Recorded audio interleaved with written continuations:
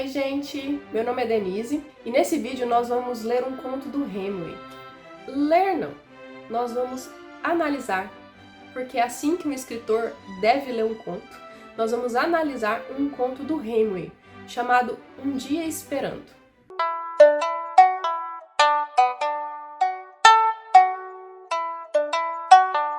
Um dos pontos que mais me chama a atenção nesse conto, Um Dia Esperando, é o ritmo que o Hemingway imprime no conto. E ele faz uma coisa que normalmente os escritores acham muito difícil fazer num conto, que é um texto conciso, que é um texto mais curto, que é narrar a passagem do tempo. Como o próprio título diz, Um Dia Esperando, o conto fala a respeito de um menino, eu já vou adiantar aqui, porque nós vamos ler o conto, mas não vamos ler como leitores, lembra? A gente vai ler como escritor.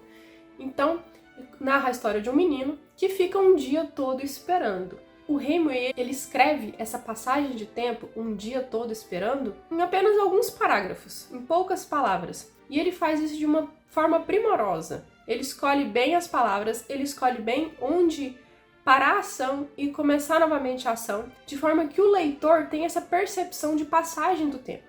Então, se você tem dúvida, se você escreve e tem dúvida a respeito de como fazer essa passagem temporal, de como contar uma história que vai além de um dia, ou além de uma semana, em um conto, que é um texto muito curto, preste atenção na forma como o Hemingway faz isso, que assim você vai aprender muito e vai economizar muito tempo de pesquisa para escrever o seu conto. Mas nós vamos combinar uma coisa, eu não vou ler o conto todo, se você não conhece o conto, para você receber esse impacto como o leitor receberia. Não, nós vamos ler como escritores, lembra? Então eu vou ler um pedaço do texto. Quando tiver algum elemento que eu achar interessante, eu vou parar o texto, vou comentar com vocês e a gente vai continuar o texto até o final. Combinado? Eu tô com um texto aqui então e a gente já vai começar. Vamos lá? Ele entrou no quarto para fechar as janelas quando ainda estávamos na cama e vi que ele estava doente. Tremia, tinha um rosto branco e caminhava devagar, como se sentisse dor com o movimento. Já dá para perceber aqui nesse primeiro parágrafo que ele já conta muito em muito pouco espaço, né? Ele fala com poucas palavras, muitas informações. Por exemplo, aqui, ele tremia, tinha um rosto branco e caminhava devagar, como se sentisse dor com o movimento. Então a gente já percebe que tem alguém passando mal, que tem alguém que não está se sentindo bem, que tem alguém que está doente. E é muito interessante porque só de você ver uma palavra, por exemplo, tremia, uma pessoa que treme não tá normal, ela tá com frio, ela tá passando mal, ela tá sentindo alguma coisa. Então, olha, ele só coloca 3 elementos. Tremia, tinha o rosto branco e caminhava devagar, como se estivesse com dor no movimento. Então, são palavras muito bem escolhidas para passar essa ideia que ele quer passar, de que tinha alguém doente, mas que ficasse uma coisa bem resumida, para ele não ter que explicar toda a situação, todo o contexto. E percebe também que ele não ambienta, ele não conta, entrou no quarto, que era assim assado, tinha uma cama. Ele não fala isso, ele só fala, entrou no quarto para fechar as janelas, quando ainda estávamos na cama. Então era de manhã, provavelmente. Então logo de manhã, entrou no quarto para abrir as janelas e eu vi que ele estava diferente. Para chegar nesse resultado, imagino que ele tenha se esforçado muito para escolher bem as palavras, para deixar em um parágrafo toda a ideia que ele quis de introdução do texto. Então ele já contou tudo. É uma pessoa que está doente, e que ele deveria fazer alguma coisa. Vamos continuar? O que há, Chats? Dor de cabeça. É melhor deitar. Não, logo passa. Vá se deitar. Vejo você quando me vestir. Percebe que esse diálogo, ele é muito interessante porque ele é um diálogo comum, como duas pessoas estivessem conversando mesmo. Como ele perguntou, o que foi? O que tá acontecendo com você? O que tem? O que há, Chats? E ele já responde ali, seco, dor de cabeça. E ele fala, mas é melhor se deitar. Ele dá um conselho. Você vê que ele começa aconselhando. É melhor se deitar. Chats responde, não, logo passa. Mas aí ele ordena. E daí a gente já tem essa ideia de que tem uma hierarquia. Ele é o superior em algum sentido. Ele já manda, ele já ordena. Vá se deitar. Vejo você quando me vestir. E então a gente já começa a imaginar que tem alguma relação ali que a gente já sabe que é de pai e filho, mas para o leitor que está tendo um primeiro contato com o texto, ele já começa a perceber que tem alguma autoridade. Mas isso você percebe que o Hemingway faz de uma forma muito bonita, que ele vai desvelando essa relação do pai e do filho. Ele vai mostrando aos poucos. Ele é o show don't tell. Ele mostra, ele não conta, ele não fala. Ai, o meu filho entrou no quarto e ele estava assim, assim, assado. E eu falei, meu filho, o que você tem? Ele não fala, ele não precisa falar isso, ele mostra através do diálogo que tem uma diferença hierárquica entre os dois. E assim ele vai desvelando a relação de pai e filho. Vamos continuar. Mas, quando desci, ele estava vestido, sentado ao pé do fogo. Um menino de 9 anos, com ar de muito doente e infeliz. Pus a mão na testa dele. Senti que tinha febre. Percebe como ele vai desvelando aqui a relação? Ele já contou muita coisa em poucas palavras. Ele desceu e o menino, muito independente, ele já estava lá ao pé do fogo, apesar de se sentir muito doente e infeliz, que a expressão dele era essa, de muito doente e infeliz, mas mesmo assim ele estava ali tentando se virar. E aí a gente já percebe que o Schatz é um menino de 9 anos, o que é um ponto muito importante para o conto, porque todo o resto da narrativa vai se desenrolar em cima dessa pouca idade dele e dessa ingenuidade do Schatz. Vá se deitar, você está doente, disse eu. Estou bem, disse ele. O médico chegou e tomou a temperatura do menino. Percebe que aqui já tem uma passagem de tempo muito grande. Ele desceu, viu o menino ao pé da lareira, que estava com a cara de triste e infeliz lá, de doente, né? E ele manda, vá se deitar, você tá doente. E o menino fala, não, tô bem. E fica lá. Ou não fica, a gente não sabe. Porque daqui ele já dá um gap, ele já dá um salto. Porque ele não narrou, então eu decidi chamar o médico para ver o que realmente o menino tinha. Não, ele já, estou bem, disse ele. Pronto, acabou aquela narrativa. Qual foi a conclusão lógica? Ele chamou um médico. E ele já narra isso embaixo, ele já conta isso embaixo. O médico chegou e tomou a temperatura do menino. Passagem de tempo, você vê que ele passou o tempo, caminhou a história, sem contar todos os pormenores que aconteceram, porque realmente não tem necessidade de contar como que ele chamou o médico, como chegou à conclusão de que tinha que chamar o médico, enfim. Aí o médico chegou e tomou a temperatura do menino. Quanto? Perguntei. 102. Provavelmente o médico respondeu, né? O médico deixou 3 remédios diferentes em cápsulas de cores diferentes, com instruções para tomar. Um era para baixar a febre, outro um purgativo, o terceiro para combater a acidez. O vírus da gripe só pode existir em condição de acidez, explicou o médico. Parecia saber tudo sobre influenza e disse que não havia motivo de preocupação se a febre não passasse de 104 graus. Tratava-se de uma epidemia branda de influenza, sem maior perigo, desde que se evitasse a pneumonia. Nesse trecho aqui é muito interessante, porque ele dá uma explicação extensa sobre a doença do menino. O que num conto a gente não espera que aconteça, a não ser que tenha um motivo. E vocês vão perceber bem lá pra frente qual é o motivo. Então vamos lá, o médico deixou 3 remédios diferentes em cápsulas de cores diferentes, com instruções para tomar. Um para febre, um purgativo e um terceiro para combater a acidez. Então, um para febre, a gente já sabe que o menino estava com febre. Um purgativo. Purgativo é o quê? Para tirar o mal. Se você for olhar no dicionário, purgar, o que é purgar? É tirar o mal. Então, não tem muita explicação esse purgativo. E um para baixar a acidez, porque ele dá certeza, ele tem influenza. Então, ele deixa muito bem marcado isso. É uma gripe, é uma influenza, é uma coisa, um vírus comum e que não, brando, e que não tem necessidade de grandes preocupações. Você não precisa se preocupar com isso, porque a febre está controlada, está num nível aceitável, e só não pode deixar a febre aumentar para não virar uma pneumonia. E ele deixa isso bem marcado no texto, por quê? O que o Hemingway pensou, imagino eu, aqui, né, fantasiando, de colocar tão bem explicado isso, para que não tenha dúvida, ele não tem outra coisa, ele tem gripe, ele tá com influenza, uma coisa tranquilo de tratar, não tem por que maiores preocupações. E um adulto ouvindo essa explicação do médico, o que ele vai fazer? Ficar tranquilo, não precisa se preocupar, é uma gripe, coisa normal, coisa comum. Mas a gente vai ver lá na frente que não é o que acontece com o menino. Isso que é o mais interessante. O menino não entende dessa forma, ele acha que é alguma coisa mais grave. E isso é o que deixa o conto mais legal, mais interessante. Vamos continuar. De volta ao quarto, anotei a temperatura do menino e também o horário de dar-lhe os remédios. Quer que eu leia para você? Se quiser, falou o menino. O rosto dele estava muito branco e havia manchas escuras abaixo dos olhos. Estava imóvel na cama e parecia desligado do que se passava em volta.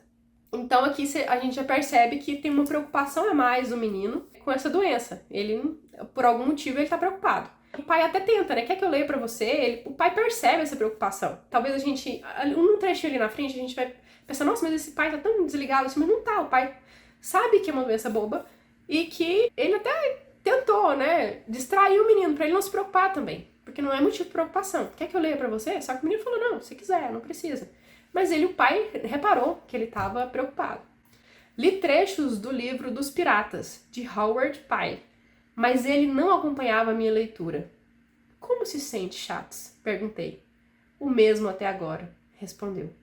Sentei-me aos pés da cama e li para mim, enquanto esperava a hora de dar outra cápsula do doente, ou seja, ele não estava prestando atenção. Seria natural ele dormir, mas quando olhei, ele fitava os pés da cama com um olhar muito estranho. Você vê que o menino está realmente preocupado. E que o pai percebe que o menino está preocupado, só que o pai não entende, não tem como entender. Por que não tenta dormir? Acordo você na hora do remédio. Prefiro ficar acordado. Passado um tempo, ele me disse. Aí ele já fala da passagem do tempo, ele usa isso para passagem do tempo. Até para emendar na próxima frase do diálogo, né? Então, prefiro ficar acordado. Para ele não falar de novo, que continua a leitura, ou falar uma coisa, ele fala, passado um tempo, ele me disse. Não precisa ficar comigo, papai, se for sacrifício. Não é sacrifício. Eu disse que não precisa ficar se for incômodo para o senhor. Tive a impressão de que ele delirava um pouco. E depois de dar-lhe as cápsulas, às 11 horas, saí um pouco. E aqui, eu quero que você preste muita atenção. Porque aqui ele faz uma passagem do tempo enorme, que é praticamente o dia inteiro. O Schatz acorda o pai de manhã, é naquele estado febril, né, de um menino que tá passando mal. Ele desce, ele se apronta e desce. Daí já passou um pouco de tempo. O médico chega, já passou outro tanto de tempo. E até às 11 horas ele fica por ali, tentando cuidar do menino, tentando entender porque o menino tá tão preocupado. E aí, agora, ele fala que saiu um pouco. E nesse sair um pouco, ele vai sair praticamente o dia todo. E eu quero que vocês prestem atenção, porque ele vai explicar o que ele fez o dia todo em poucos parágrafos. Isso que eu achei mais interessante. Eu vou chamar a atenção no meio do texto para as partes em que fica muito claro como é que ele consegue dar essa ideia de que ele fez muita coisa. Então vamos lá. Era um dia claro e frio. O chão coberto de uma névoa congelada que dava a impressão de estarem as árvores peladas e os arbustos, a grama e todo o chão polido com gelo. Levei o setter irlandês para um passeio pela estrada até a margem de um riacho congelado. Mas era difícil ficar em pé ou caminhar na superfície, e o cachorrinho vermelho escorregava e deslizava. E eu mesmo caí 2 vezes e numa delas derrubei a espingarda, que deslizou para longe no gelo. Você vê que ele narra um dia em que é difícil caminhar, que ele está deslizando, que o cachorrinho escorrega, que ele perde a arma, por 2 vezes ele cai. Essa narrativa desse passeio que ele fez com o cachorro, acho que para caçar, porque estava com a espingarda, é uma passagem lenta, é um passeio lento, foi um passeio bem lento, porque ele teve dificuldade para caminhar por conta da neve, mas ele fala isso num parágrafo. Ele não fala, tive dificuldade para caminhar, foi um passeio muito lento, demorei muito para ir até o lugar da caça. Ele não fala isso, ele narra um ambiente gelado, escorregadio, e que a espingarda ele caiu 2 vezes, então no ato dele cair e levantar também demora um tempo, então você vê que tem uma passagem de tempo embutida, escondida no texto.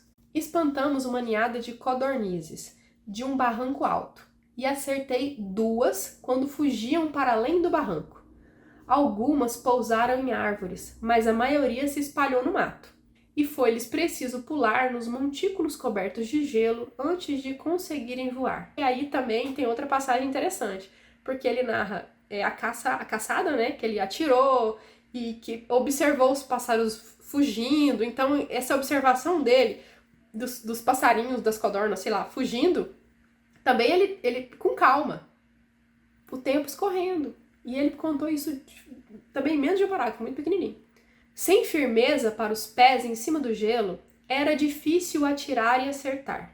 Matei 2, errei 5, e voltei satisfeito de ter encontrado uma ninhada tão perto de casa, e satisfeito também de ver que haviam muitas outras para serem achadas em outro dia. Então ele diz que voltou para casa também naquele movimento daquele lento, né, que ele voltou na neve. Ele foi na neve, então ele voltou na neve. Então você percebe que se você ler o texto depois, sem essa análise, você percebe que parece que passou o dia todo. Porque ele fez muita coisa em poucas palavras. Percebe?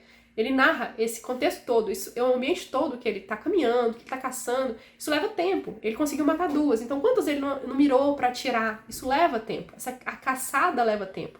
Você tem que fazer com calma, em silêncio, devagar. Então, ele usa essa atividade da caçada pra esticar o tempo, pra passar o dia. E aí ele volta pra casa, no final do dia. Em casa, fiquei sabendo que o menino não quis que ninguém entrasse no quarto. Não queria que apanhassem a doença. Vê que ele já tá escalando a preocupação do garoto. Ele não queria que ninguém entrasse no quarto pra não pegar a doença. Gente, que doença? É gripe. E daí, tá? Tudo bem, né? Hoje em dia a gente tá preocupado com a gripe.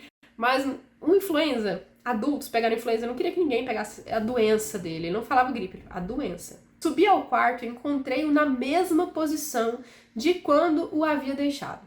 O rosto branco, mas o alto das faces corado da febre. Ainda olhava de olhos arregalados para os pés da cama.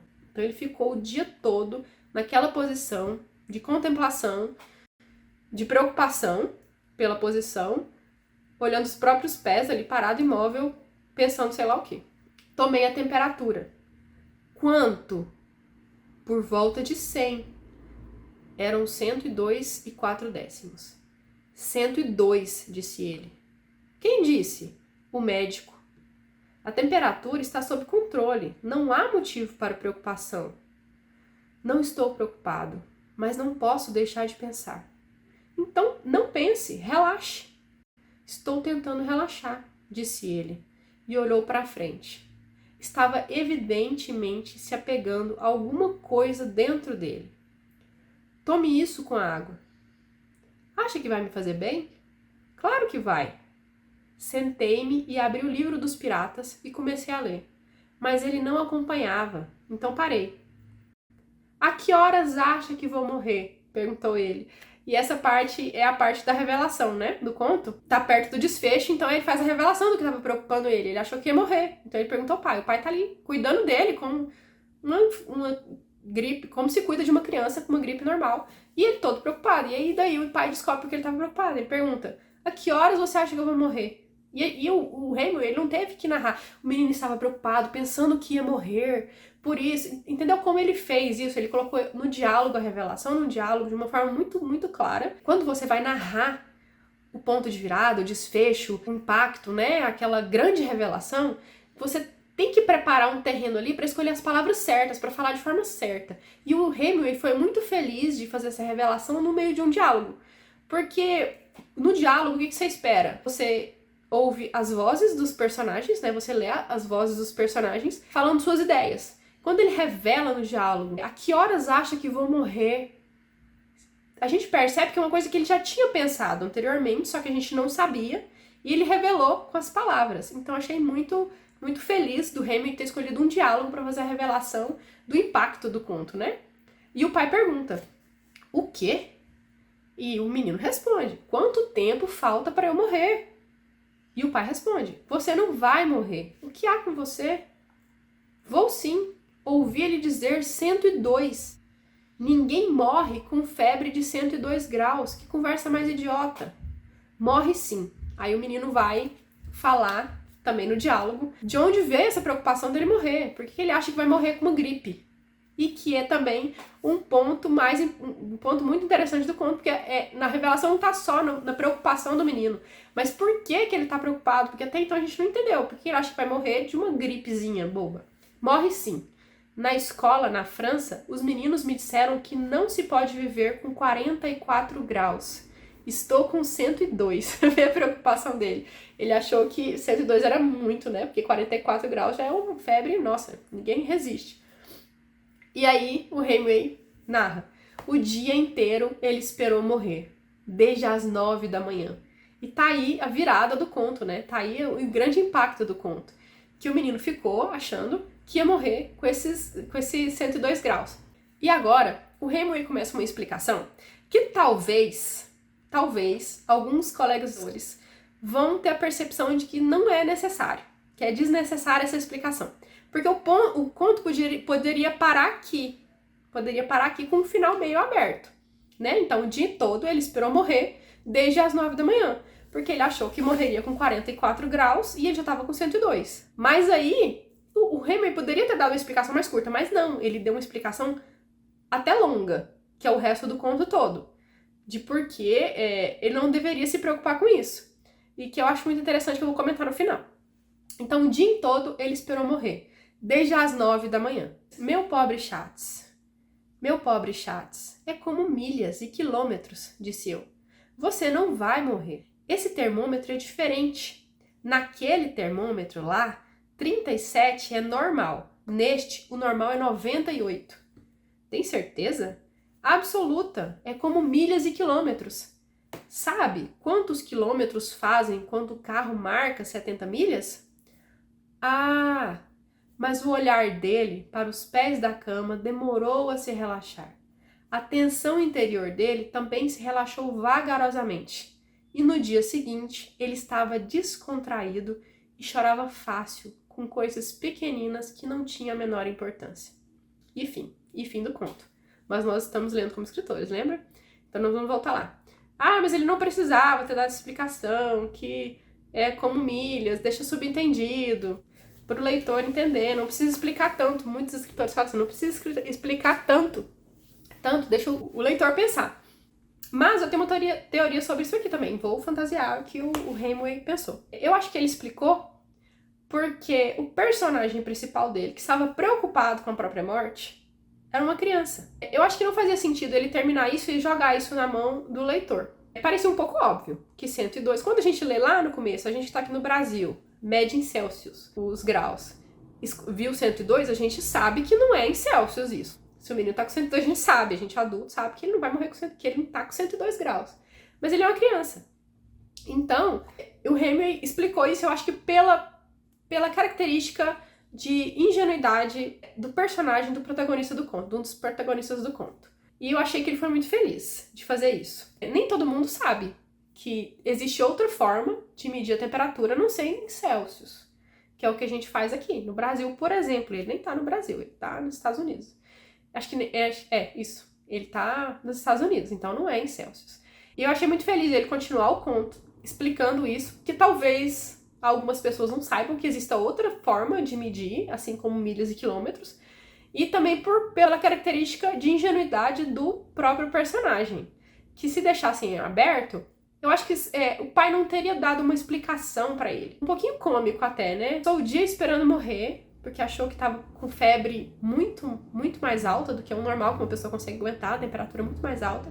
Mas eu acho que é aqui, dessa sensação interna da morte iminente. Ele passou o dia pensando naquilo. Pensa, uma criança de 9 anos preocupado, que com 9 anos essa é uma preocupação normal. Isso é um dos maiores medos de uma criança de 9 anos. É morrer, é perder os pais, é morrer alguém próximo. Então ele achou que ia morrer. E ele ficou o dia todo achando que ia morrer. E até depois que ele explicou, mas o olhar dele para os pés da cama demorou a se relaxar. A tensão interior dele também se relaxou vagarosamente. E no dia seguinte, até no dia seguinte, ele estava descontraído, só que ele chorava fácil, com coisas pequeninas que não tinha a menor importância. Então aquilo foi um impacto muito grande para ele. Então eu acho que foi essa a intenção do Hemingway, de passar esse impacto, sabe, pro leitor. De você ficar o dia todo, um menino de 9 anos, ficar o dia todo pensando que vai morrer, e depois que não. Pensa no que passou na cabeça desse menino, o que ele podia ter feito, ou do que ele gostava. Então isso é uma coisa, quando uma pessoa passa por essa notícia de morte, mesmo que fantasiada, né, no caso dele, passa por essa notícia de morte, de que ele vai morrer, ele causa um distúrbio, causa um movimento muito grande interno de autopercepção, de percepção do mundo, né, da própria existência. Então ele começa a supor, imaginar o que poderia ser, então fica aquele é meio que uma frustração de uma dor muito grande, de decepção muito grande. Então eu acho que esse é além da ironiazinha, da comicidade um pouco, né, do menino ter achado que ia morrer com essa má interpretação do termômetro. Eu acho que isso que o Hemingway quer realmente passar no conto. O Hemingway costuma tratar muito desse tema de morte, suicídio, né, de passagem. E nesse conto ele é um conto muito singelo, um conto muito curto, que ele usa muito bem as palavras, que ele encaixa as coisas de forma cirúrgica ali, bem perfeita, e que que ele dá essa noção, que eu acho que é uma coisa que nós temos muita dificuldade de fazer, nós escritores, que é fazer essa passagem do tempo no conto. Então, o que ele mostra para nós escritores? Que não precisa ter medo de pular de uma cena para outra, desde que você faça isso, né, com uma coerência, claro, né, amarrando isso, para manter a concisão do texto. Acho esse conto brilhante, é aquela máxima, né, o que é fácil ser lido, não foi fácil ser escrito, foi muito difícil ser escrito, imagino. E fica a dica aí para quem tiver essa dificuldade com a passagem do tempo, ler de novo esse conto, observar como o Hemingway faz essa passagem. Outra coisa que eu achei muito interessante também, ele faz essa revelação através do diálogo. Então ele não conta, o menino ficou pensando, meu Deus, o menino ficou... Percebi que o pai poderia ter falado assim, percebi que o menino ficou o dia todo pensando que ia morrer, porque estava assim, não, ele é abrupta, isso causa um impacto maior, isso é muito vantajoso no conto. Ele falando, ele soltando, verbalizando, que horas vou morrer? Assim, caindo de paraquedas no meio da conversa, né, de pai e filho, que horas vou morrer? Uma pergunta dessa, eu acho que causa um impacto muito maior e que o Hemingway escolheu de uma forma muito feliz para o desfecho do conto. Então é isso, gente. Nós analisamos hoje, então, esse conto Um Dia Esperando, do Hemingway. Espero que você tenha gostado. Se você interpretou de forma diferente esse desfecho, se você observou mais algum detalhe que importante que o Hemingway colocou aqui no texto, por favor, comente aqui que eu vou adorar saber a sua visão de escritor, a sua análise como escritor, o que você conseguiu perceber e o que você aprendeu com essa leitura do Hemingway, né? De Um Dia Esperando. Então é isso, gente. Tchau, tchau. Até a próxima.